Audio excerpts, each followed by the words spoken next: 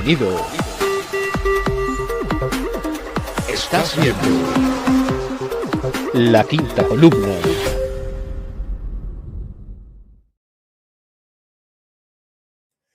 A very good evening and welcome to this edition, number 33.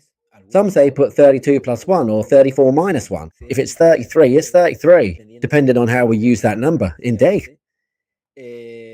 Today, as I say, we had planned, and we still plan, to answer some of the questions you've raised about the general themes we're exploring here, on a critical thinking channel, far removed from what they call the real world, which is clearly a world of deception. And we'll start by answering all those questions, along with some current news. And then we shall take a much deeper look into topics specific to the Forbidden Zone, especially revisiting the little smokes, but not merely focusing on the visual side of things, as we have done in previous programs, where most of the videos we've shown on La Quinta Columna were intended to hold that rather suspicious information in a state of readiness, while each of us carefully examines their own individual piece of the puzzle, to place it in their general framework, entirely distinct and separate from what they call the so-called real world. We had always strongly suspected that those little smokes, depending on patterns like colour or where they appeared most, like in the bathroom,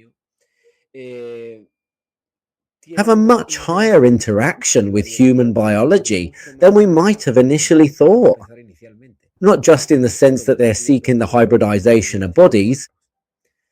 There is a quite remarkable series of videos we shall be looking at today, which strongly serve to fuel the growing suspicion that lately, and indeed for some time before now, we have suggested they could cause, of course, the entirety of the complex physiological shift of inducing neurodegeneration within the individual. That's why today we're also going to talk a bit about terminal lucidity to relate it to these videos. Right before death, even on the same day or a few hours earlier, a person regains full lucidity when apparently, or according to official science, we're told that chemical neurodegeneration literally erases all memories, right? Because they tell us the biological material or chemical information is all completely obliterated. Yet the person suddenly regains their full lucidity, even having time to see everyone off or bid a final farewell to them, to all their relatives in that sense. This is something very common that happens quite a bit in the healthcare field, and they've even given it the name terminal lucidity. But it's very striking, not only that it doesn't fit with what they say about their science from a neurological point of view, but that it does fit quite well with the idea that if the parasite, them, ultimately, that little smoke, leaves the body, moments before, when it sees that the host is precisely no longer useful to reach another, well, let's say that what is the primal intelligence, the original intelligence, recovers, even if only partially and temporarily for a brief period, bodily autonomy, to have that mental clarity that characterized them in life. But what happens when it turns out that through a scan, the little smoke can be observed precisely at the cardiac level? I'm going to leave a reflection here for you to answer for yourselves. Obviously, if we're talking about a nature exogenous to the material and dense one we know so well, which is ours, bodily biology, in contrast to their nature, which would be a subtle nature, typical of a higher state of energetic vibration, and not necessarily more benevolent for that. What would be, let's say, the natural interface to bring these two natures together within human biology? Well, obviously, electrical energy. I'm asking you now, the two largest sources of electrical energy in the body. Well, precisely where they place that amplifying interface, because of that material everyone knows, which starts with G and ends with O. I'm being told here that there's no sound. I understand, Juan Carlos, that you have the problem on an individual level. If you can confirm that you're listening to me carefully, I'd appreciate it via the chat. I was telling you that indeed the two organs, let's say, that have a higher electrical charge and are part of the greatest electrical activity in the human body are precisely the cardiac system and the brain, the central nervous system, or even the peripheral one. Therefore, it would be, let's say, the natural interface to establish an interaction of a different nature with a biological and dense nature. Well, it turns out that here, it's come to be suspected that even most diseases, especially at a neurological level, at a chaotic level, such as cancers, tumours, neoplasms, etc., and even at a cardiac level, may be directly generated by him, especially those fulminant arrhythmias that we've attributed to electromagnetic density. But it's just that we know electromagnetic density is a type of energy that somehow suits that other nature, theirs, well, to interact and manifest itself in a much more abrupt way in our world. We've been saying this for a very long time now. Today, we'll link those wisps of smoke, but at a cardiac level. What happens when they appear specifically at a cardiac level? And the medical interpretation given, which they tell us is blood flow. No, blood flow in the final heartbeat where that famous wisp appears. Like some videos of wisps we'll see when people die or when human beings pass away, and it comes out of the mouth or the chest, the solar plexus, and the interpretation given is that it's their soul leaving the body. Be careful with that.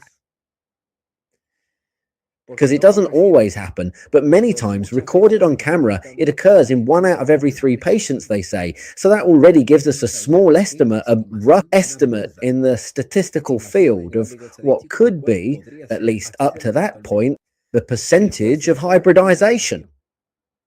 Most probably. Of course, we're going to talk about a topic they've made a trend, they've made it topical, and of course, to follow the agenda of death, which they now call euthanasia, like a legalized death. I'm referring to what they've called the Noelia case, and all the background behind it. We won't go into most of the videos that are also going viral about her previous life, the auxiliary information we might have had before about what happened with Noelia at home, her experiences. You can imagine it for yourselves. We're going to look at it from a very different perspective. What really pushes a human being to suicide, even affecting the whole family environment? What events, which they also camouflage in the field of therapeutic psychology as trauma, the starting shot, the trigger, for all the suffering Noelia is endured, which in a way it is, but they seek, as I say, to cover it up and hide it. It's a trigger very similar to a case of induced torture, like the Alcázar girls and so many others, you know. From there, the famous 1,000-yard stare appears as the same trigger of torture suffering that a soldier endures as a Vietnam veteran. You already know everything that happens and what we've studied about it. Well, from there, room is made for what you know, and of course, what hasn't caught, has caught our attention, or would have caught it at some point in time.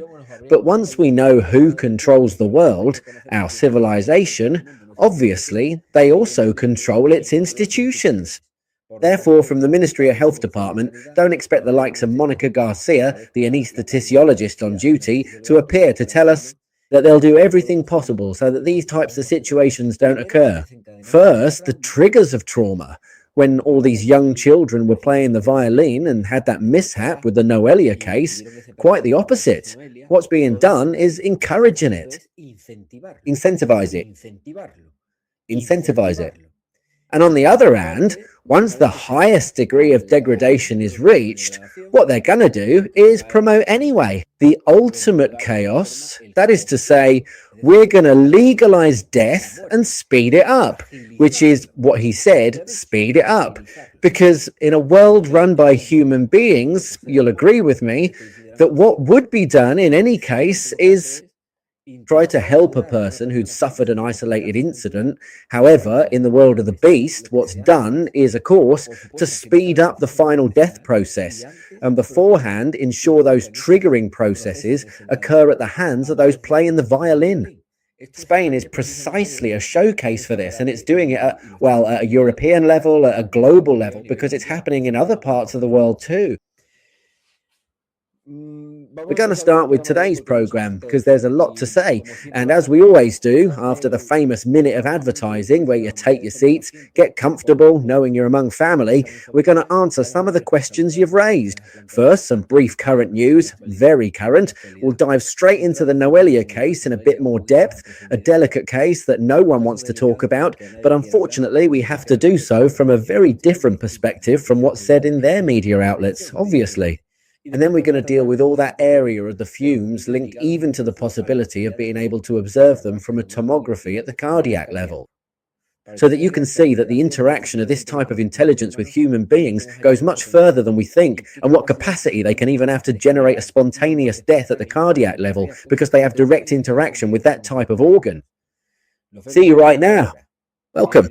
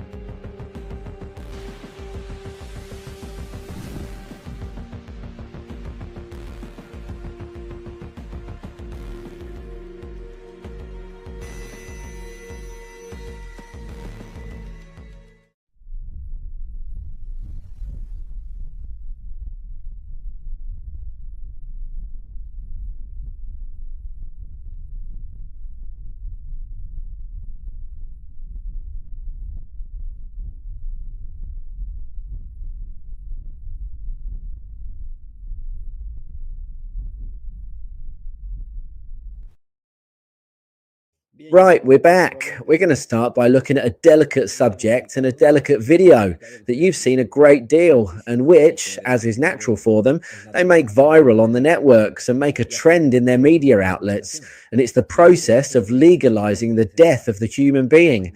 Nothing more and nothing less. That's what we're seeing. And of course, the initial degradation process through those triggering processes that make a person, or could make them, understand or provide arguments to the few human beings we have left here to be able to understand why a person might want to end it all. Because if we didn't know everything we know today at La Quinta Columna, many of us would almost look favorably on the possibility of a person who is suffering and in pain wanting to end it all, literally, from this world. In fact, we're the first to say that we're not going to seek death, naturally, because the survival instinct is precisely something that characterizes all human beings. Even if we're missing two hands, even if we're missing two legs, we'll be limited, but we all tend to survive, practically in nature, eh? It's not just something instinctive to the human species. The survival instinct is above anything else. It's another thing to really know the world you live in. So the option, the challenge we set ourselves is, for the time we're here, we're going to be as much of a pain in the arse as we can, and we're going to try to expose them, as I think we're doing, and catch them with their trousers down. Let's watch Noelia's video. Apart from what we've said many times, the look in her eyes is very striking. In fact, it's very similar to that person who was about to pass away and was on their deathbed, who apparently saw an angel, they told us. It's probably not an angel, and that look is the result of a process that we've called hybridization over time. Many of you might think that she's under the influence of medication and practically drugged. Yes, but that's precisely a condition. You're aware that when a person enters into what they've chosen to call mental or psychiatric disorders or some traumatic process, what's the first thing that's done to them? Well, normally they go to a psychiatrist who's the one with the ability as a doctor to give a clear diagnosis and also prescribe medication. He's the one legally authorized to do so. And what's done to them? Literally drugging the person. I hope that none of you here have had any problems, but we've all had a very hard time at some point in life and thought the worst. Fortunately, now we even regret that intrusive thought crossed our minds, if it really came from us and not from someone else, not from right beside us. But if at any point they've gone to psychiatry, in the very first consultation, in the first 10 minutes, the psychiatrist who's seeing them is already picking up literally the notepad and writing down what he's going to prescribe. Drugs, literally. And what have we said and spoken so much about drugs? In this sense, that they affect the head. And when they affect the head, what happens? Well, the dose is being given directly to the other, the one they need, to have the head clouded, affected, messed up, literally, so that the other regains autonomy over time, which is very likely what happened in this case and in many others. True health for a human being should be completely different, supporting the autonomy, the identity of a human being. However, from the institutions, what's being done, speeding up the process of death, as we'll see. Let's watch the video and then we'll talk.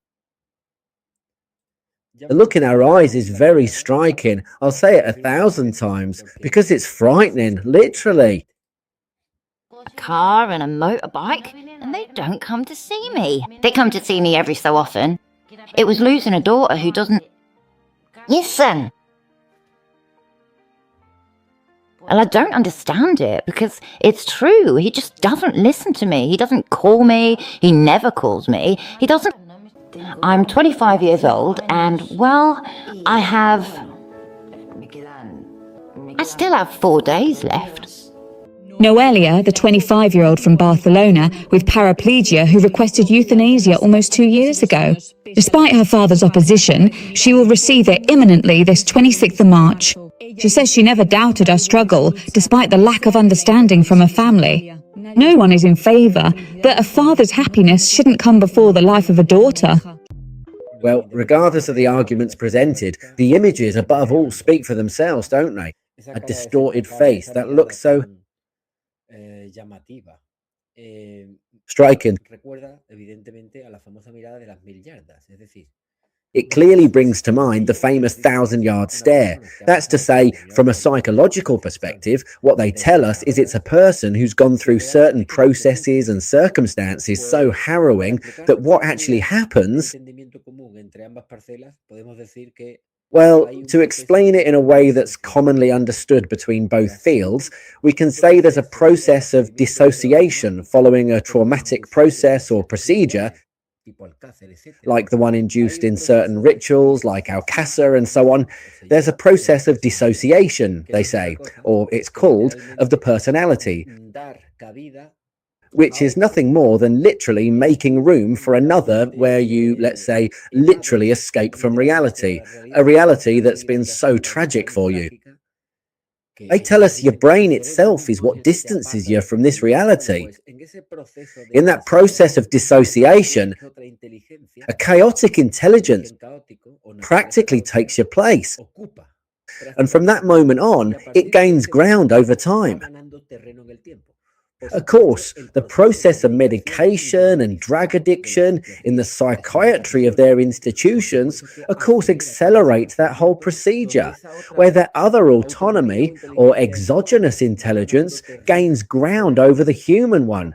And of course, as its nature is chaotic, what finally happens? Well, what do they induce you to do? You remember that woman from Madrid who literally took her 2 children to jump from an 8th floor. She said she saw the devil. She didn't even need to see him. It's the devil who's speaking, literally, one of them. And he's also managed to gain a certain level of prominence, creating a trend in all this and making it go viral using his media outlets now that they're practically showing their faces in his world. The question is, there are several questions. One of the big questions is, has Noelia's suffering really ended? From a physical and bodily point of view, probably yes. She'll no longer suffer the pain in her hand. And the mental and psychological suffering, was it really housed or located in what they call the psyche, in her brain? Or does she take that suffering as a lived experience with her at the moment of death's transcendence to another part, place, or vibrational state? Do you really believe that it's Anva? I have the feeling that right at the moment of deciding on that action, which she didn't decide, there's a regret on the part of that primal intelligence whose life has been literally snatched away. And besides, as I say, that creature has taken the opportunity to induce the trend and, of course, speed things up as they always do. Trying to use an event, a traumatic one at that, to turn it around, and instead of saying, let's try to help these people so they don't end up taking their own lives, well, look at how over time they've literally twisted the minds of human beings so that now it's almost more encouraged, incentivized, the act of ending one's life. Don't you think that in some way it's being encouraged that anyone who has a relatively serious problem at a certain point in time, a serious problem that out of context might not seem so to you, but for a 15-year-old teenager whose girlfriend or partner of 3 days has left them, it's a very serious problem. It's a very serious problem. And it crosses their mind, or they induce it to cross their mind, the idea of getting themselves out of the way. Don't you think that with this showcase, what they're precisely encouraging is getting people out of the way? Sorry, getting human beings out of the way. And the big question is, who really decided on Noelia's death? Is it Noelia who's speaking? Is it a human being who really wants to take their own life? I ask you, or is there a part of her, Socrates' daemon, as some used to say, is there a part of her that's really pushing her towards death because of its non-creative nature? This is the vision and the perspective that we see once we have the background knowledge. And of course, afterwards, doesn't it seem strange to you? Not anymore, right? Because you really know the world you're living in, which isn't ours, evidently. This kind of news, like the one published by El País, donating organs after euthanasia, which at the very least is in very poor taste. You might have blinging. Right after what happened on the very same day, you publish this. Since they won't be a use to me, let someone else enjoy the life I won't have. And while we're at it, well, maybe tomorrow we'll see them saying that my hands, my arms, my kidneys should be chopped up and minced into meat and fed to the dogs or the pigs. Because since they won't be a use to me, at least let others use them.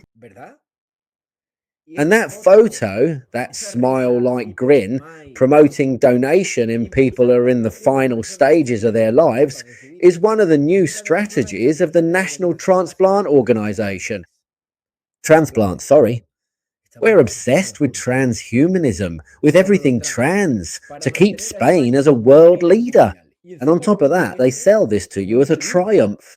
Spain leading the National Transplant Organization and promoting the fact that after that girl practically took her own life live, and I say it probably wasn't her, and suffering the grief the family might have.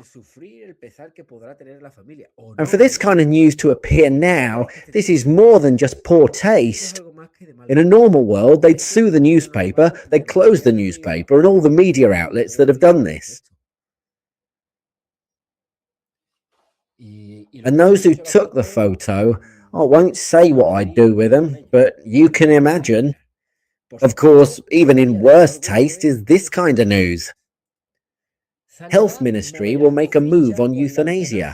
Following the Noelia Castillo case, the case they've made a trend. It will speed up urgent cases and reinforce nursing, who are the ones who administer drugs in the end. The Ministry of Health is preparing a new manual of good practices, not for human beings in euthanasia, to shorten the deadlines in the most urgent cases, give more weight to nursing staff, and reduce differences between regions. The change reported by El País comes after the Noelia Castillo case put the euthanasia law at the centre of the debate in Spain and abroad. They also take a case, which they then turn into a massive media sensation in order to declare this simply can't happen any longer, that people are suffering entirely in vain. But if there was very little of the human being left in Noelia, there's another news item we're going to look at quickly now, which is this one here. Famous people with schizophrenia, living and dead. Well, here are a series of characters that you know very well. For example, Edward Einstein, who was one of the sons of, they say, the greatest scientific geniuses in history. You already know where the boost comes from and who passed it on. Andy Gorham, who's a Scottish football player. Lionel Aldridge, okay, a career full of successes. Does it not strike you as being rather peculiar that well-known public figures have such pronounced schizophrenia? For example, Syd Barrett, who was the original lead singer from Pink Floyd. Zelda Fitzgerald. She ended up being institutionalized in a sanatorium in France, where she was treated by several renowned European doctors. Well, most of them ended up committing suicide. You can imagine why. Schizophrenia wasn't a problem for Tom Harrell in reaching the peak of musical success. Well, in fact, lately, what we see there are practically Satanists. They're dropping the mask. His daemon helps him get on stage. The famous writer, Jack Kerouac. He enlisted in the army during the Second World War, but after a few days he was discharged because he was diagnosed with dementia praecox. So after the war, the traumatic process. Years later, he received a note in which another doctor explained that he suffered from schizoid tendencies. It was said that he drank alcohol to try and silence the voices he heard in his mind. It's true, or to put it another way, the parasite demanded this drug, alcohol, for what? To keep his head mum. Vincent van Gogh, the famous painter. These hypotheses that he suffered from schizophrenia have been verified by a total of 150 doctors after his death. As you know, he committed suicide with a gunshot at the young age of 37. Brian Wilson, Edward Munch, Virginia Woolf, John Nash. Doesn't it seem strange to you that these very famous people, and even Edgar Allan Poe, who has also been widely described as one of the finest authors in the literary horror genre of his generation? And what has happened? That on top of that, they've been famous. Well, this is the world that awaits us.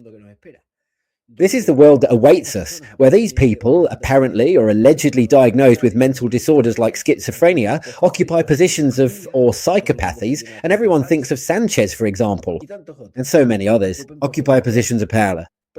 Well, because they carry a parasite.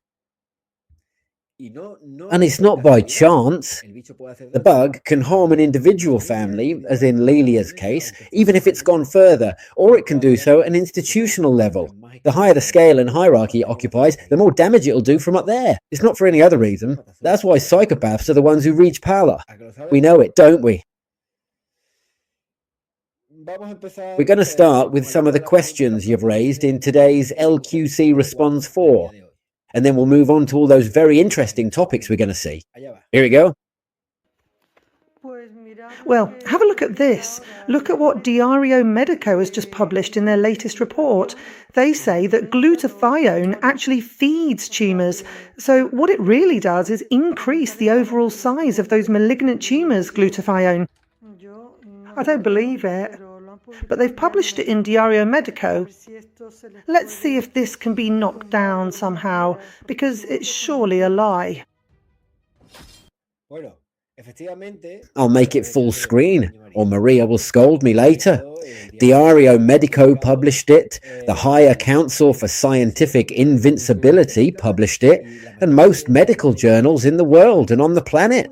A very popular cellular antioxidant, promotes the growth of lymphatic tumours and their therapeutic resistance. They're talking about glutathione. And why do they say that? She, that woman, suspects that it's a lie. Well, of course it's a lie. In fact, it's exactly the opposite. In the news, if you see it, and we analysed it at the time via telegram through an audio, what they tell you is that precisely what they've discovered is that near the tumours, around them, there are many glutathione molecules. So some enlightened person, one of theirs obviously, has tended to think that they're there feeding the tumours, or processed sugar and everything that's said, feeding the tumours. Listen, wouldn't it be more logical to think that glutathione is there in an antioxidant process, precisely fighting, chemically nullifying free radicals that ultimately develop a tumour? Could it be that they're actually creating a barrier process to finish off the tumour? Or with that chaotic cellular process? What do you think? Is it one thing or the other? This is like the amyloid beta protein, which they present as the consequence of neurodegeneration, everything that happens in the head. In fact, it is the consequence of neurodegeneration, but not the cause. Glutathione in the vicinity of a tumour, it's not that it's the consequence. It's as if you arrive at a fire and see the firefighters. I see some blokes there dressed in yellow with reflective vests and a hose at the fire. Every time I go to a fire, I see a firefighter and someone says, listen, the firefighters, which in this case it probably is, the firefighters are the ones causing the fire. Even if someone says to them, look, no, the firefighters are the ones who come to put out the fire. Well, glutathione is there to put out the tumour and not to cause it. But since we're in the beast's twisted world, and I'm tired of telling you, especially since 2021, that when they say A, you go to Z and turn it upside down, because the beast's world is twisted. First they turn it round and then they invert it.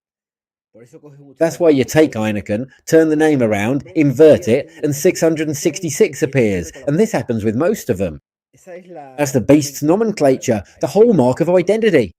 And obviously, in their world, the news works the same way. Glutathione works just like any antioxidant works, and especially in a world where radiation is so high, particularly artificial radiation, where you'll hardly have high levels of glutathione or any other antioxidant, no matter how much you take. Because they're the ones who also tell you, no, but don't take so much. Listen, how can I not take it when, precisely, passively speaking, I'm receiving the impact of the radiation? Lethal.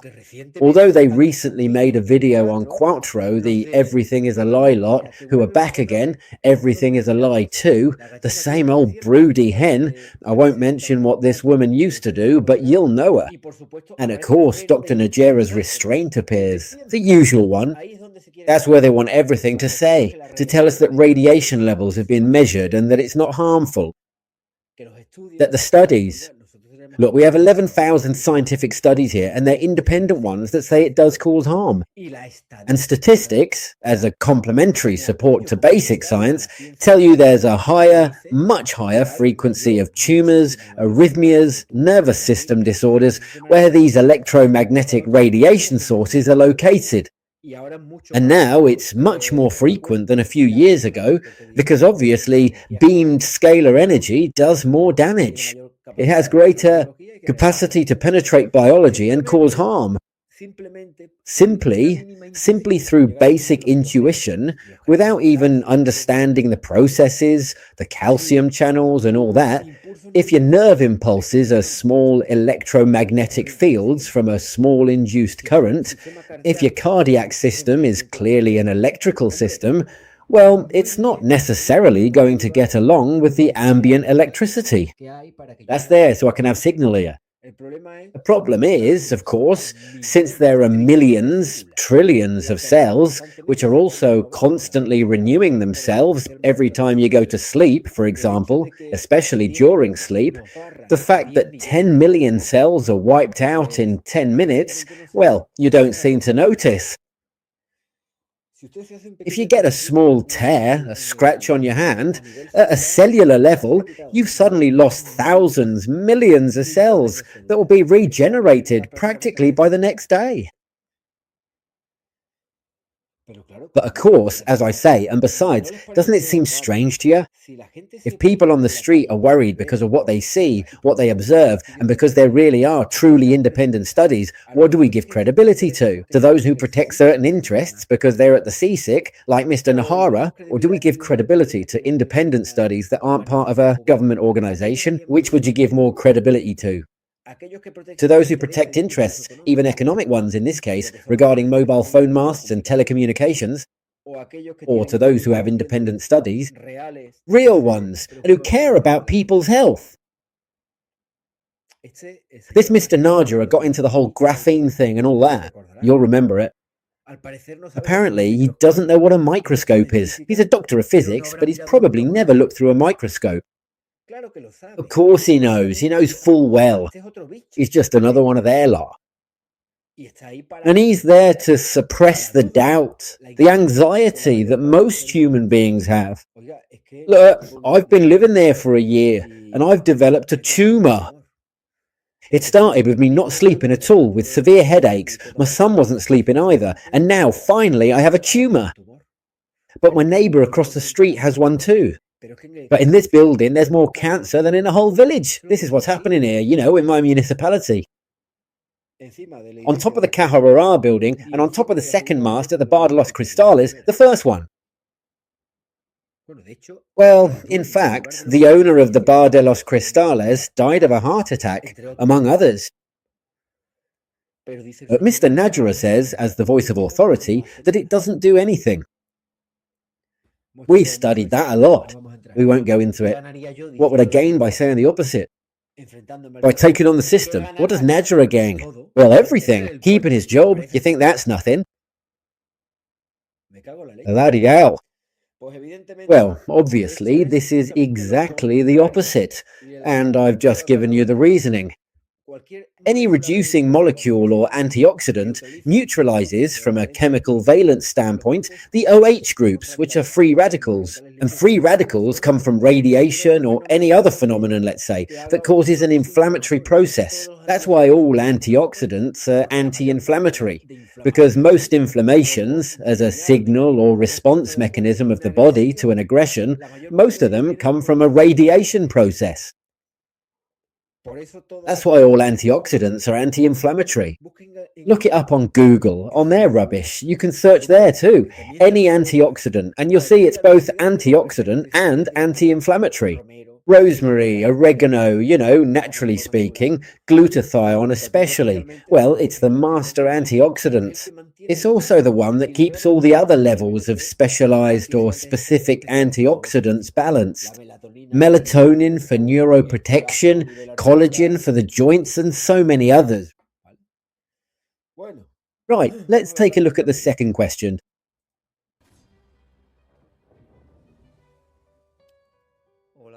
Hello, good evening. I'm not sure if I'm in time to ask my question for tonight, but anyway, as far as my own personal situation is concerned, I am making my own private arrangements and preparing individually, especially for those instances when there is a total blackout or a complete failure of the power grid that lasts for a very long time, with essential things like specialized amateur ham radio sets and other communication tools. To keep in constant contact with, well, as many different people as we possibly can, which could also be useful for achieving our goals. It serves as a primary method for organising ourselves in a collective fashion, and then amongst various other considerations, well, in terms of how we proceed. The idea of having a plan, such as joining a local Olympic shooting club for formal training, or perhaps getting a proper hunting licence to ensure you're fully protected as well for whatever might happen later on in life, or when there are more pressing needs to consider, is a serious matter of preparation. Buying silver coins because money won't be worth anything at all. All of these items, essential food items, vacuum-packed food supplies that we're having. Batteries, butane gas. Things for electromagnetic radiation as well. Mesh for clothing, for the chest, for the head. And all of this, well, if it were actually carried out collectively with much more open communication on this specific subject, then I truly believe we would be much better prepared as a whole to face whatever challenges might come our way. Best regards and good night. You've given an overview, but the most important preparation we can do is mental, which we've been doing. We've discussed this for ages. There are even prepper groups which have become trendy. A bit odd, but it never hurts. But we must be ready. The primary preparation, as I say, is mental. We've been talking a lot about all this, and at any moment something like this could happen, especially a blackout. We probably have one just around the corner. Regarding the blackout and what might follow, if it lasts over time and all the collapse and chaos they'll create, the chaos, remember their nature, well, of course we have to be prepared. I'm already doing most of these things you mentioned. From a ham radio perspective, we did a project at one point. Some people bought walkie-talkies, and a connected frequency. We established that each LQC group, if something like that happened, would meet at a specific point. For example, in Valladolid, it was such and such square. In Seville, it was Plaza Nueva, I think, etc. But on a local level, the best thing we've done are the support groups, where many of you, not all, have had the chance to meet a group of people you can trust over time. So if any of these consequences were to happen, unfortunately, we'd have each other close at hand. Of course, you've mentioned weapons. There are people here who've got a hunting license just in case. Not necessarily to kill anyone, though most likely the first enemies will be those coming for you. Whether they're human or something else disguised as human. You know what I'm referring to. But in those kinds of situations, probably carrying... We can't abide by what's right and legal when there won't be... It's like if you say, imagine if, unfortunately, war breaks out. Do you think they'll ask an Iranian for a weapons license over there in Iran if he's defending himself in a ground invasion? If things happen and you have a weapon, well, you'll use it, whether you have a license or not, obviously. Some people have obtained a license just to get the weapon. Just so you know, from that moment on, everything is legalized. There are weapons you can get elsewhere, and they don't necessarily have to be firearms. Everyone here has done what they can and continues to do so. And I'm not by any means promoting this system. I'm talking about a very hypothetical case of which will probably happen, but in this sense, I think we'll see it all coming. The first preparation we have to make is mental, and this is similar to when we talk about food. It's one thing to talk about your vegetable patch, your chickens, rabbits, or honey. I'm going to do a beekeeping course now if I can. Why? Because if I can have my own honey, obviously, of course I'm going to do it. Let each of us work on all that individually, because we've talked a lot here about intellectual survival, and you're focusing a lot on the survival of the species from a physical point of view, which can also be important, and indeed should be. Not in Noelia's case, but certainly for everyone else. Cash, for those of you who have it, if something like this happens, it will be truly effective in the literal sense of the word for a few days. After that, it'll lose all value, and you can literally wipe your ass with a €50 note. Stockpiling, let's say, fuel, gas cylinders, butane, despite the current prices, well, anything you can do in that regard is welcome. It's not a compulsive thing, as if the world were ending tomorrow, but having a bit of a pantry with non-perishable food or tinned goods that last for a high degree of bioorganic quality over time, I've already done that, and I still have it, and I'm sort of maintaining it, just in case. And regarding the issue of electromagnetic protection, in those cases where there might very likely be blackouts, but nevertheless, remember that those and whatever else comes from up there will buzzing away. Well, there's cheap protection, using the famous tin foil that's been mocked so much in hats, which many people wear, and you'll shield, let's say, the nervous system or even the solar plexus. Let's say the two most important organs to protect are the cardiac system and the central nervous system. They sell specialized clothing, very expensive, but they also sell mesh that you can wear under your vest. You could even make it yourself. Aluminium foil works, copper works, and the more layers the better. You have to keep that in mind based on the, let's say, raw knowledge that we've been acquiring throughout all this time. It's not something we should obsess over, but we can certainly work on it bit by bit. It doesn't matter. Someone here is asking, I'm not going to read it because we'll have problems here with this. Ricardo, can you give your opinion on Andreas Kalka's CDS to help with the issue of acute irradiation? If you know, if there's a positive effect. I'm going to say what I always say. It does have a positive effect based on all the testimonials. I've even used it myself and so on. It really does. It really does. But keep something in mind that most people taking this aren't considering. All the metabolic reactions that occur in the human body are called redox. That means they have a process of reduction and oxidation. Neither one nor the other is better. You have to maintain a certain degree of balance. In the world we live in, unfortunately, the oxidation takes the lead. Bad oxidation. Why? Well, because we live in a world where there's a very high electromagnetic density, and food processes with GMO seeds and 20,000 processes that are all aimed at human biology to cause harm. Most of them in free radical format. So if you do this, which isn't a bad thing, you have to maintain a certain degree of balance. For example, if I'm taking this for 10 years straight and I don't introduce in between, brackets aside, an antioxidant process, and I leave it to the whim of my food, that's to say my diet, and I don't introduce alkaline elements and vegetables, fruits, which above all have an antioxidant potential, I'm creating a certain imbalance at a cellular level. So we can't overdo this. You have to. I would do, for example, 3 weeks of one, 2 weeks of the other. 3 weeks of one, 3 weeks of the other. And I do this because taking them on the same day, as you know, what it'll do is cancel out the other's process. You need to keep this in mind. You can't just focus on the idea of, boom, only this. Or doing it when you feel like you're going to get ill. I always opt for the antioxidant route above all. When I feel like I'm going to get ill, which is typically described as my immune system is flagging. Antioxidant boost.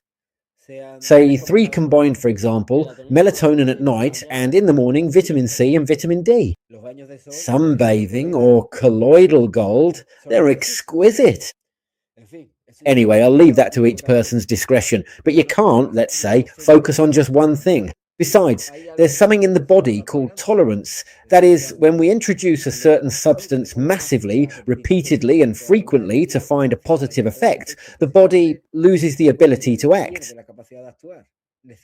It would need higher and higher doses to produce the same effect. Tolerance is something like Zapatero's disposition, eh? Let's move on.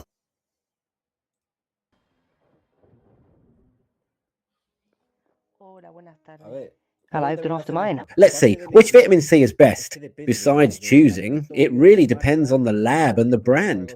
I know that, for instance, Juan Zaragoza did a study on the labs and can tell you which is the... If we had the ability to extract it ourselves, which is possible, but the equipment's very expensive, the best vitamin C is what you can get directly from your diet, from a fruit tree that you've planted yourself and that you're watering naturally. Where the most you might add is some chicken manure on top. That would be the most natural way. Most red fruits and vegetables with a, let's say, reddish appearance contain vitamin C. Berries, blackberries, but also oranges, lemons have 2.5 times more, limes 10 times more than oranges. That's the best vitamin C you can take. If you're talking about supplements, the minimum recommended dose is 1,000 milligrams, 1 gram, okay? Besides, it's so lap. Moving on. And I watch you whenever I can. I'm very grateful to the La Quinta Columna channel. It's helped me a lot over these years. I already felt something wasn't quite right back in the year 2020. I happened to work in a hospital as well, and, well, I was always swimming against the tide. I couldn't talk about it because you'd immediately be branded as a bit of a denialist anti-vaxxer. Back when I had actually gone and had my daughter vaccinated with her entirely complete vaccination schedule that was required at that particular time, I was quite genuinely worried that she shouldn't miss any. Just like I did at the time. You think you're doing what's best, obviously. Anecdotal. I asked recently, but of course I didn't do it via voice message, about what happened with the Incubus Project. Yes. Out of curiosity to know what became of that. And as a matter of fact, of course, to discuss in somewhat greater detail whether it is still advisable, from your own personal perspective, Ricardo, to take colloidal bold and also to consider the nicotine. I don't know if that would be in patch form or perhaps via some alternative method of administration. Thank you so much, truly, for all your work, for everything you're doing. Eternally grateful. Greetings to everyone. Very good questions. In the context of the first part of the research, let's see, I'll make myself full screen. Look, regarding the Incubus project, the conclusions I wanted to draw were reached there, along with those I anticipated might occur, by recreating conditions that were similar or like those that can be generated in the human body, except for the introduction of bodily blood fluid, that is, blood. Remember that what we called the Incubus project was precisely introducing onto a famous microscope slide a tiny drop of the vac. Regarding that particular sample, it was Pfizer's, and it was placed in an incubator for reptiles or for chickens, as they are essentially the same sort of thing, where it was stimulated day and night with ultraviolet light designed to mimic natural sunlight, which occurred in cycles, and of course body temperature at 36.5, 37 degrees Celsius. So every day, practically, or twice a day, we'd carry out an evaluation, meaning we'd take out the slide and look through the microscope to see if there was an evolutionary process. So what we observed is that there was indeed a process of catalyzation, a catalysis where apparently everything that could happen in the human body was accelerating, or we saw the process very quickly, which is why it's called a catalyzing action. So there were a series of formations there that were evolving over time, every time we took a measurement, until there came a point where they were almost not at macro scale, but could be seen with a magnifying glass.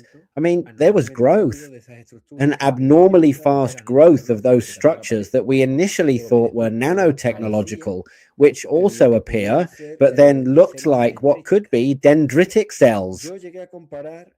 I even compared it to some kind of flagellum, and you'll remember those images if you saw them, where it was as if there were a mix of species at a biological level, although the true hybridization, as you know, is intellective.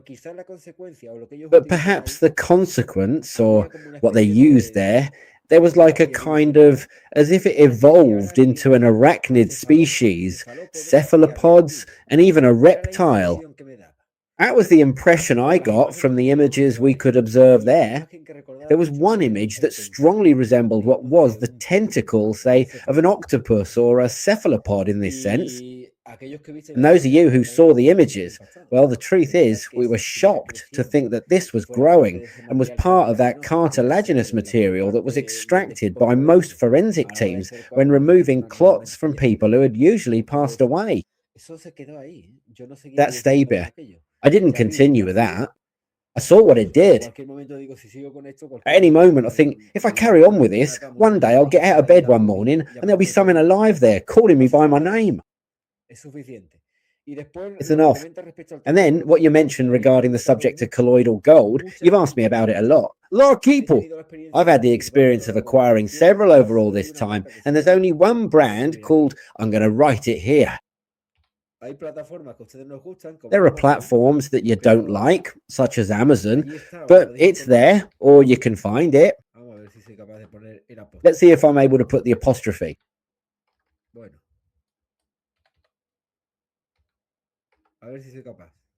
Let's see if I can.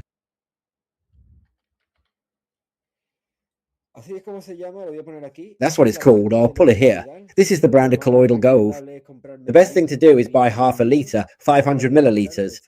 It's relatively expensive, as it's around 79 or 80 euros, but it'll last you. Well, it'll last you at least 5 or 6 months. One moment. Let's do a quick check. Just a moment, please. And obviously, what I can tell you is that it works for me, you know. Or it's worked for me, at least. There we go. So, colloidal gold really does work. When I looked at most reviews from people using it, they all spoke of a slight rejuvenation. You know, that the dosage is usually between 10 and 15 sprays under the tongue, and it has no toxicity whatsoever, because we're talking about 18 to 20 parts per million dissolved in water. The only way to fully integrate an antioxidant material into human DNA is at a colloidal nanoscale level. Colloidal gold performs that function. Someone's asking, were you forbidden from going deeper? No, it's so the alien hybrid transhumanism is fully seen. We're not talking about an organic alien hybridization. That's the awakening. The real hybridization is at the level of intelligences. It's an intelligence that displaces you and enters through an interface, which is precisely all that technology. Now, the consequence of putting all that into the body probably has a physical manifestation. That's why we often talk about even instantaneous traits in people who are apparently possessed by that kind of intelligence. And then you've mentioned nicotine. We saw this, especially Rafa Calvin, here at La Quinta Columna. He did experiments with it. It seemed, or it would seem, that it had potential for at least all the nanotech introduced there in the vials. Well, it could be dispersed or neutralized. In fact, it eliminated it. Dr. Nixon quickly stepped in to tell us from Australia that he'd already been experimenting with all this, that we couldn't be such doomsayers and jump the gun so quickly, because a procedure had to be followed, and he already had certain substances, so it was left aside for a bit. We haven't rushed into assessing the idea of studying in depth or analysing whether one substance or another. We've given, let's say, general ideas, even somewhere nuances, so that each person or research group in different parts of the world can continue to delve deeper into the subject. As I always say, if they've put so much emphasis on targeting, for example, nicotine, not tobacco, but nicotine as an active component, it's probably because it has some kind of capacity, something that doesn't suit them and therefore is good for us. So all this must be kept in mind. We know there are things that are certain. Others, we move in the realm, let's say, of high suspicion, but we can't say it with such certainty either. Certainly not like what Najera says, that waves do no harm. Let's continue.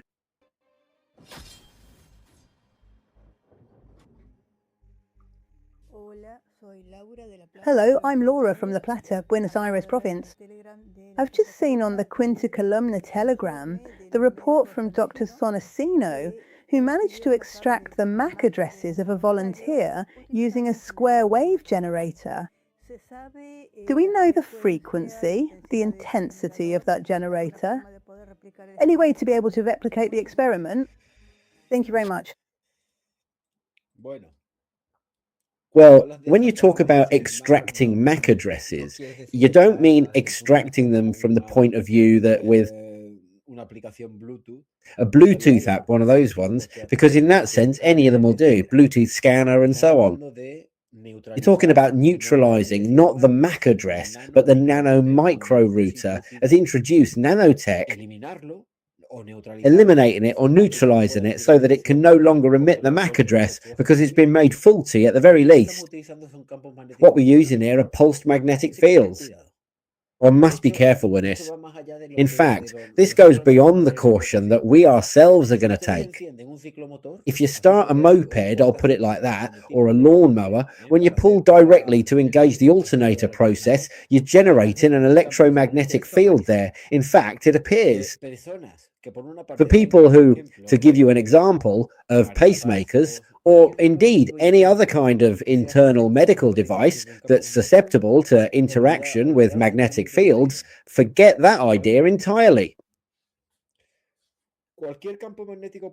Any pulsed magnetic field, probably regardless of the specific frequency, regardless of any frequency at all, is going to manage to confuse and misalign, let's say, those molecules now encased, organic molecules encased in that material, graphene, which primarily receive, or are aligned or oriented with electromagnetic radiation.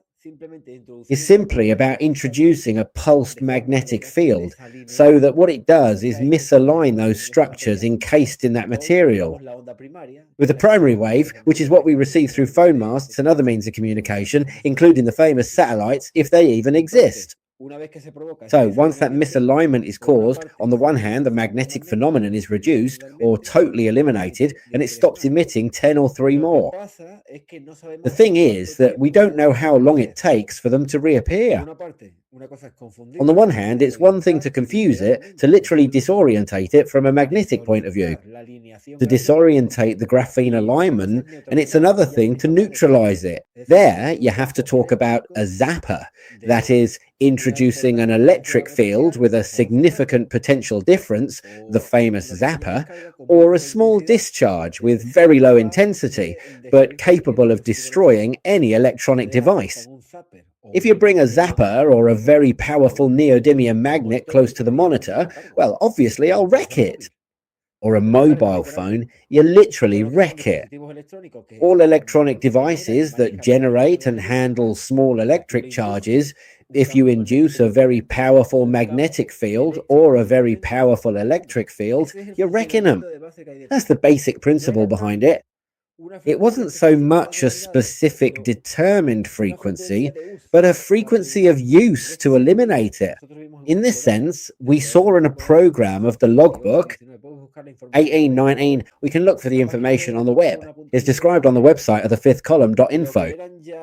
What they were already, we could manufacture them, square wave pulsed magnetic field devices. But there were certain magnotherapy devices that work with this type of frequency, which apparently serve to neutralize or reduce pain in joints and so on. There's a minimum. It places a slight emphasis on the safety elements I told you at the beginning. If you're pregnant, if you have an internal device, obviously if you have a pacemaker, you're not going to put it here. You don't need to put it here either, because if all that technology is in the bloodstream, putting it on your arm or wrist is enough. At some point, every so often, every few minutes, it's going to pass through there. I can't tell you exactly a frequency of use, because there are some that work with 400 hertz, others work with higher frequencies, it depends. Well, let's put up the curtains for the forbidden zone and deal with the whole topic I want to cover today, which is interesting and for me is another step in the research process we've been doing for a long time. See you in a bit.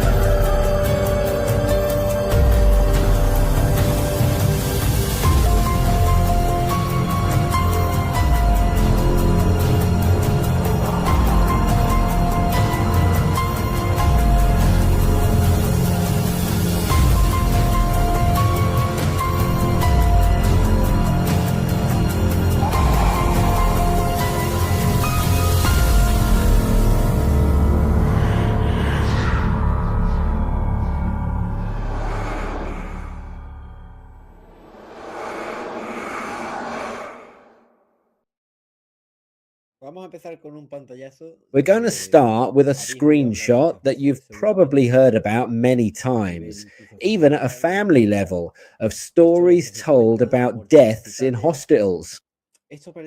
This apparently seems like we're talking about the world of mystery, but we see it here from a different perspective. I'm going to pick up one of the screenshots of the many on the web, but that you can also find in the street, for example. Let's share the image, which is this one here. This gentleman, for example, says here, I saw white smoke coming out. White smoke. Remember the pattern we established regarding the colour of the little wisps of smoke? From my grandfather's mouth when he took his last breath. This is more common than it seems. Even in the 19th century, there was a doctor, Dr. Kruckle, who even tried to measure, he said, the weight of the soul. They were already manipulating things back then. And who established, I think I recall, that it was 38 grams, but you had to subtract the breath and the weight, as I say, of the breath of the last gasp in the 19th century. I saw white smoke coming out of my grandfather's mouth when he took his last breath. Has anyone else experienced this? It says he was very ill with brain cancer. Take note, brain cancer, a chaotic process. I'll give you a hint, 21 grams, probably, and struggling to breathe on his last day. For about 20 hours, we sat around and waited for him to pass away. In the last hour, his breathing worsened, and we heard the death rattle. Suddenly, he took one last huge exhale, went limp, and passed away. But as he exhaled, a very light, white, translucent mist or smoke came out of his mouth. I need to know if anyone else has experienced this. Well, regardless, lots of people do reply to him and say they've seen something similar, that they've heard about it. Today, we're going to see videos about it. My mother thinks it could have been his soul, they say, leaving his body. We think otherwise, don't we? We asked the hospice nurses. Afterwards, they said they often hear about this white mist from relatives, but they had no explanation. And besides, when they do give an explanation, they tell you it's the soul of the deceased that has left the body. Well, that's not it. We're going to see a series of videos about it, and then we'll relate it to that little wisp of smoke, but at a cardiac level. This is very interesting because a nurse you know very well also speaks here in the field of denialism, but not denialism to agree with us, quite the opposite. Let's watch the first video.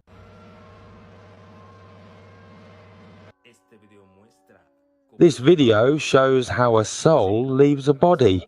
It's a recording in an operating theatre where they're trying to save a patient's life. However, we can see how the soul... A soul, you say it's a soul. That's the interpretation you're giving.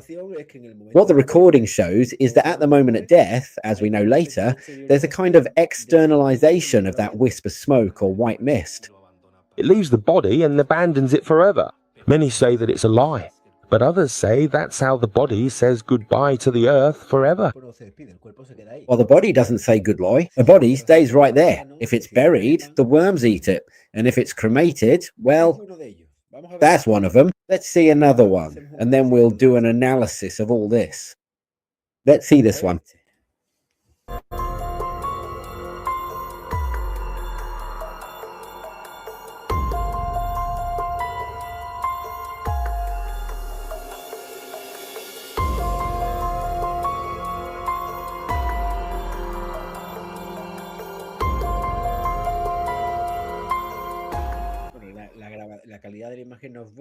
The image quality isn't good, but you can see a sort of fuzzy blur that seems to leave the body. The question is, does that fuzzy blur correspond to one of the subtle energy levels they talk so much about the physical body having? Our other selves, but our real ones?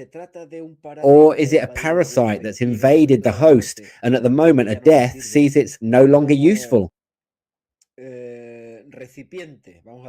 As a vessel, let's say, or as a host, and goes to find another. Do you understand why they're altering the conditions at the level of planetary transformation? Precisely, to have a vehicle while you find another shell to get into. Let's see the third one. You notice that the little smoke is white, right? And that is not like the black one or those black shadows, which is the moment that just precedes the introduction. Let's see this one here. Apparently, everything's normal. The girl plays while the woman sweeps. But just at that moment, something starts to happen to her.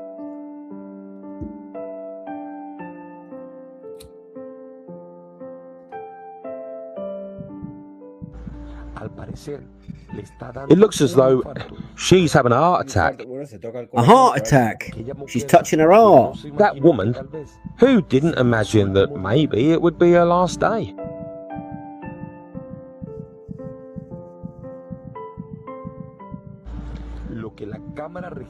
What the camera records leaves every one of us completely shell-shocked.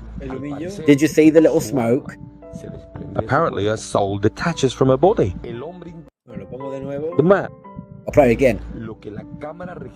What the camera records leaves us all with our mouths open. Apparently her soul detaches from her body. Well, her soul. What does he say? Her soul. Again, this belief has been introduced precisely by them. Yet another way to camouflage the maneuvers they're making in our civilization.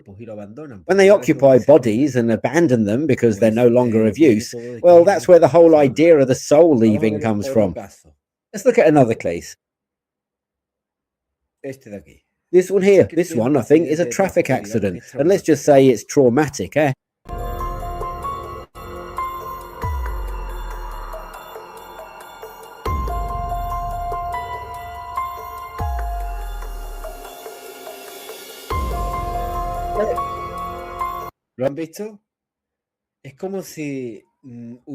It's as if it's followed the trajectory, if you notice. I'll just put it back a bit. It's a motorbike that hits the car, but it's as if something was thrown out of the car. Anthropomorphic, with a human shape at least, and moving. There, to see it.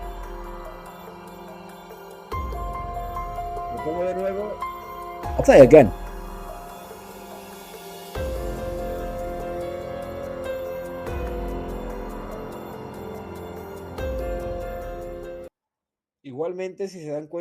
Also, if you notice, the little puff of smoke was white. Stop the culprit, they're saying here. He's getting away. Let's see another video. That one's very good. And this, I think, is another accident, yes? It must have happened not long ago, but it's not instantaneous. And in the middle of the crowd, you can see something.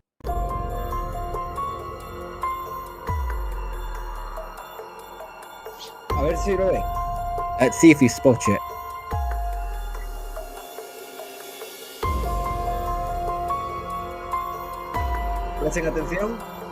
Pay attention. There.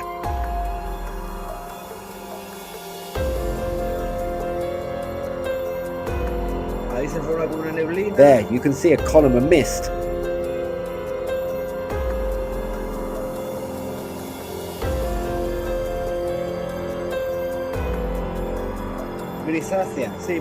Grayish. Yes, it might depend on the light.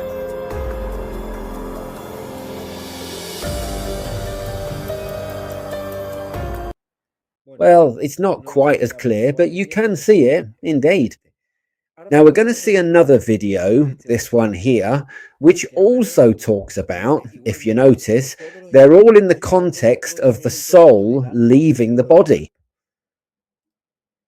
Look at how peculiar what happens to this person at the exact moment their heart stops, and it was captured on camera. Watch closely then. A man is lying in a hospital bed. Machines are monitoring his heart. Then suddenly the heart stops. And it's at that very instant that you see the chest rise and something leaving his body. According to many, it's the soul leaving the body at the moment of death. Can you see it? Do you think it's the soul leaving the body? No, I think it's that wisp of smoke. In fact, it probably even caused the individual's end quite rapidly. They can do that too. They do it at a neurodegenerative level, at a neuronal level, causing neurodegeneration. That's why, when it leaves the body without causing death, which is imminent, the person regains all their lucidity, which is known as terminal lucidity. And it could also be that they interact directly with the cardiac system. I already told you in the introduction that both the cardiac and nervous systems are the only two organs whose energy is most similar in subtlety to the nature of the bug inhabiting the host. Therefore, they can indeed interact there, because it's like our natural interface, now enhanced with the material, which has an affinity for those organs, because we're talking about a superconductor. It grows towards the nervous system and finds a home in the cardiac system. You already know which material I'm talking about. Who benefits from this material? They do. Why do they deny it? Because we're in their world. Now you're going to see the video I mentioned, which for me represents a small step forward in the research. Look at what this nurse says about a wisp of smoke in a scan taken of the cardiac system. Pay attention as we're going to analyze it. This is what the final beat of our heart looks like through an echocardiogram.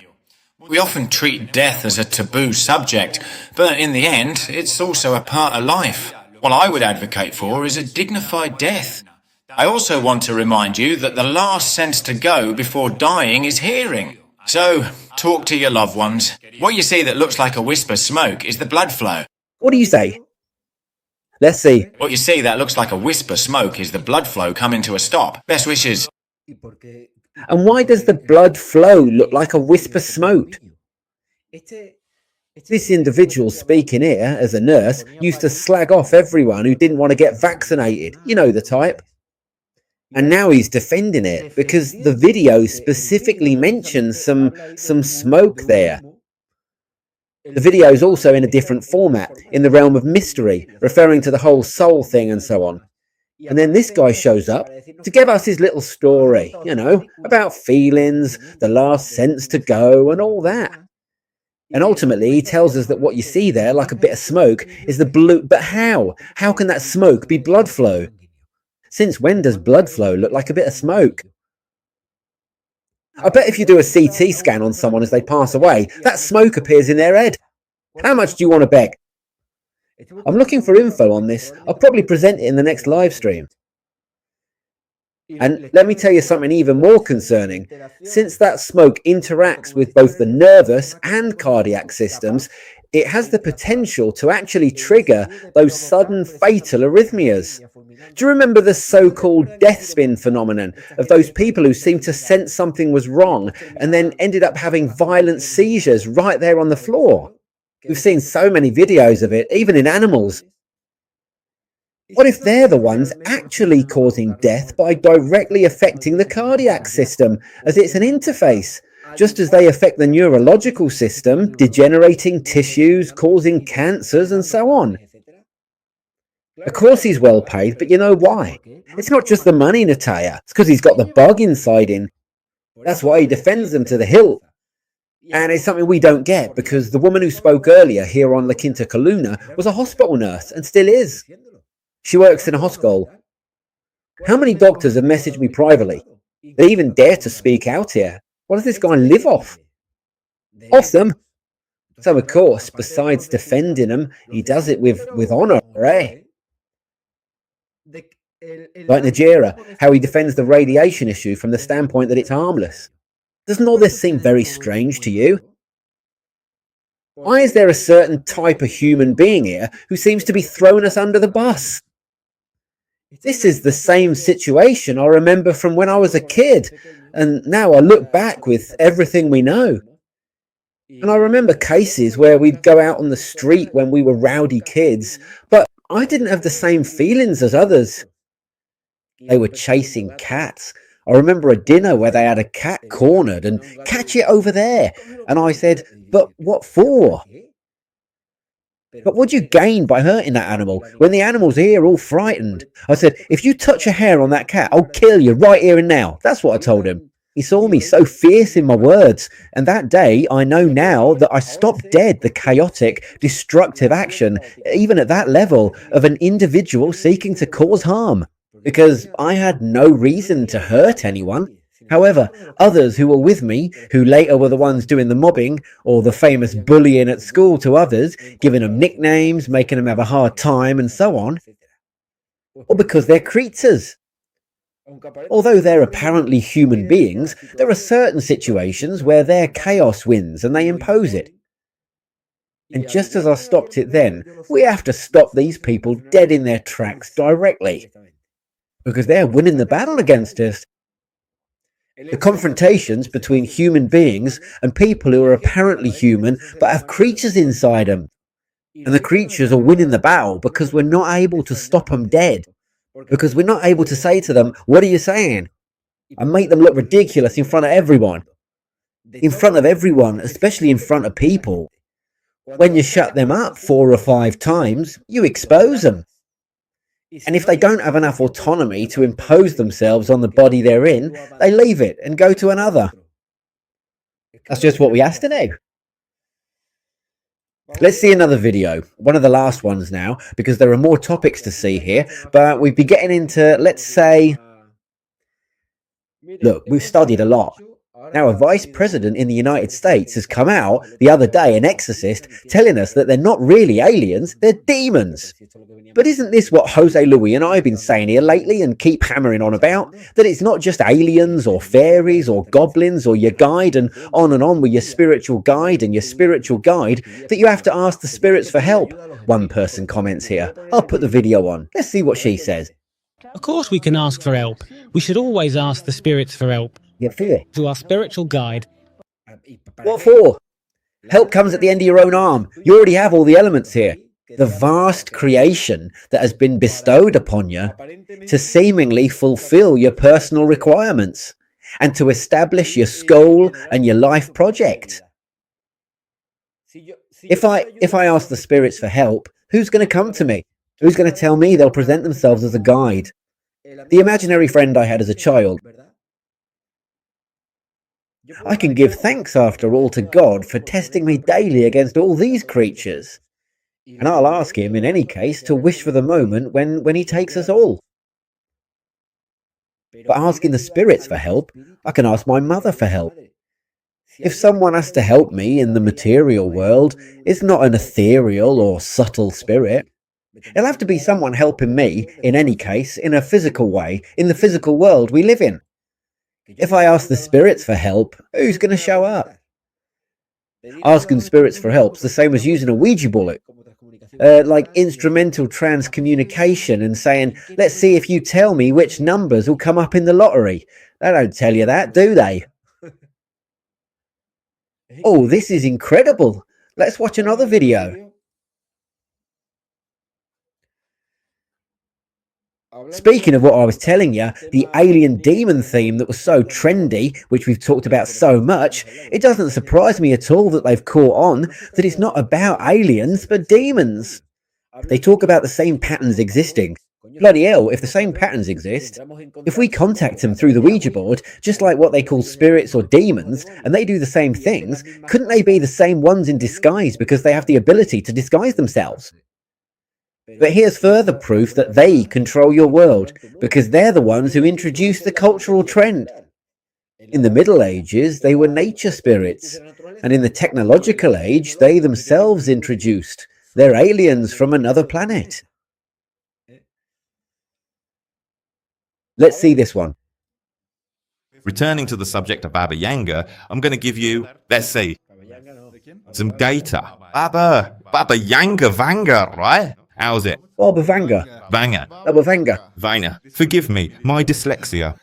Oh, I'm sorry. Said nothing. Let it go. It was Edgardo. It was... The truth is, No, as he exposed you, so I bar. Accurate and verified information. Baba Vanga predicted alien encounters for this year, supposedly. But what kind? That's it. If we're going to keep the same ones we've had all our lives, then thanks, lady. Cheers. Right, but check it out, eh? It says we'll have an encounter with beings from other planets, possibly during a major sporting event. This is already, they're dropping hints and everyone's saying, Well, the World Cup Club, that's coming up now, right? But what do you mean we'll have in-count? Beings from other planets won't come. They're right beside us, and we've had them for a long time now, occupying bodies that are apparently human. Invasion of the Body Snatchers, which are also their films, obviously. Here they come to tell you that all this is coming now, coming as if from space. Well, this, in any case, will be a moment when they're going to make it massive. They'll pose as AI or whatever they want. It is definitely them. Let us take a look at another one. We'll link this to the realm of prophecy. Apparently, aliens are now warning us of humanity's future. Prophecies as well. So they do the same as the channelers, or they prophesy just like the spirits in Alan Kardec's book, From the Spiritist Bible. Gosh, how strange, isn't it? Could they be the same ones too? Let's see, the prophecies of the extraterrestrials. Perhaps there are two parts of the planet that could be at very significant risk. You know, like something that could be destroyed. Which ones are they? There's a topic related to the maps of the end of the world, that's what they're called, but the prophecy itself comes in two parts. The first part, and in fact it's taken up by Bashar, Darryl Anker, this person who supposedly channels an extraterrestrial entity, who was commonly known by the name Bashar. Named Bashar. So these mediums have the ability to, they call it channeling. Channeling means letting yourself be possessed, letting yourself be hybridized. In fact, he's already hybridized. Just once is enough for it to take over. And now this Bashar, as he calls himself, is a demon, posing as an alien, or as your deceased father, or as your imaginary friend when you were little, and so on. And what does he tell him? They ask, before the elections, right there in the United States, what direction the country is going to take. And he says, well, we can't, as entities from outside the planet, tell you who's going to win, but we can give you this information. If the female wins, then it will be the beginning, probably, of contact from the United States. If the male wins, then it will be the beginning from the United States of World War III. What a load of rubbish. As if they hadn't planned it themselves.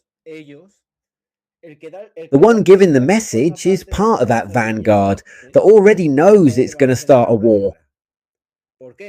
Well, because their hierarchy, their bosses, are hybridized with Trump, with that Kamala Harris, even worse, with Putin and all the others. That's why most human beings, the 99% of us here, are oblivious to all this. We're saying, look, but this war business, I'll get up in the morning, I'll go to the fields, I'll feed the cats, someone else goes. We're just living our lives as best as they'll let us. Just waiting to see what happens, or they impose on us. Now there's a girl on TV who wants to end it all. Everything has to be speeded up quickly. We're completely detached from all that, aren't we? But we have the feeling that this war has nothing to do with us. Because in fact, it's not about human beings. They're going to massacre human beings. And the ultimate process of a war is the result of hybridization, the 1,000-yard stare, and everyone, like Noelia. Besides, along the way, for the rest who don't physically go to war, they create conditions of economic slavery, because now gas prices go up, oil goes up. When it wasn't oil, people can't make ends meet. Today I'm hearing about electric oven bills. Look, but if electricity's more expensive than gas, no, because there are solar panels, but it's gone up even more. Goodness me, how sad all this is, eh? So now aliens are prophets as well. Let's look at the last one on pre-mortem lucidity, shall we? With a neurodegenerative disease, say advanced Alzheimer's, memory's gone and speech has ceased. Or ALS, amyotrophic lateral sclerosis. Or, well, that's more at a peripheral level. Or Parkinson's. For months or years, we could ask a typical psychologist or neuroscientist, my dear, where are this old man's memories? Where are they? Thrim? They're stored in the head, aren't they? Stored in the head? Where exactly? Memories that are stored at a chemical level, at a molecular level? They're stored. That's the biological substrate. What's the USB stick? Our brain? Because that is precisely what is commonly believed. But are our memories actually stored in there? Right, they're destroyed. Life experience. Normally, they'll tell you, yes, they're destroyed because the material, neurological, neuronal substrate is damaged. Of course, there's neuronal dysfunction. The synapses or neuronal connections no longer occur, and that information has been lost. How can it be then that hours or minutes, sometimes days, a few days before dying, there occurs, and it's very frequent, a peak of lucidity? That's why it's called terminal lucidity. Well, I'll explain it to you. The intelligence hybridized with that human being, like Noelia, although there's no neurodegeneration there. There's premeditation there to lead her to chaos, to death, to suicide. But in the case of what you've taken to calling Alzheimer's, for example, an apparent neurodegeneration, an exogenous intelligence enters, it causes chaos in the head, as it can do with cancer at a cellular level, or at a cardiac level. That little smoke you've seen, it causes chaos, it neurodegenerates it, and the moment it sees they're going to kick the bucket, which is what they always do, that's why they always take the individual's life in the end, before causing all the damage they can to the surroundings. When it sees they're going to pass away, well, as it shall, its new car is no longer so new, it decides to leave. And you call that pre-mortem lucidity. The moment it leaves the chaos, that chaotic process it had generated in their head, what happens? The original human being returns and recovers autonomy over what's left. And they remember again. How is that possible if the memories were already disorganized? Neuronal synapses are re-established. If they haven't gone, it restructures it again. Why? Because it's a creative organism. The human being has the capacity to create, to build. No, when I say human being, don't see it at a bodily level. See an intelligence with a capacity to create. And in the, let's say, the opposite, an intelligence with a capacity to generate chaos. Chaos creates chaos. In this case, at a cellular neuronal level, and order, or the human being, intelligently speaking, creates, constructs. So when it returns and no longer feels displaced by that bad friend who entered at the time, it recovers everything. At a brain level, in this case, it recovers everything. Another thing is that the chaotic process that its friend left behind, its other self, as they tell us now in the new age, ends, well, in a terminal process. That is the true explanation. Because with the arguments they give in their science, to try to cover up all their manifestations precisely, they explain nothing. Well, we could talk much more today, but we'll leave it there, and in the next program, probably Tuesday or Wednesday next week, we'll introduce it again. There are some aspects there that have become clear. The issue of the smoke at a cardiac level, I've looked for more videos. It's also there at a brain level, so you can see that in the end, that smoke we see coming out in the videos is inside the head and inside the heart. Keep that in mind, and from here, let's each start to gain true knowledge from a true science. The thing is, it's a science that doesn't suit them, and as they run the world, they're never going to give it to us. But we certainly can draw it out. A very good night to you all, and have a good start to the week.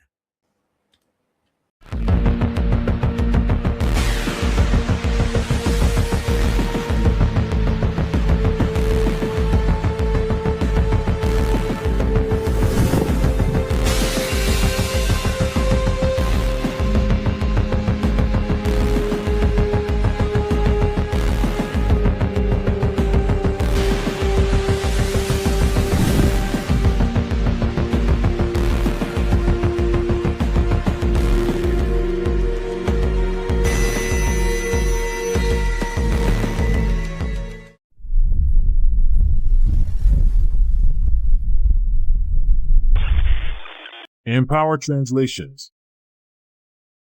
Translations for all humanity.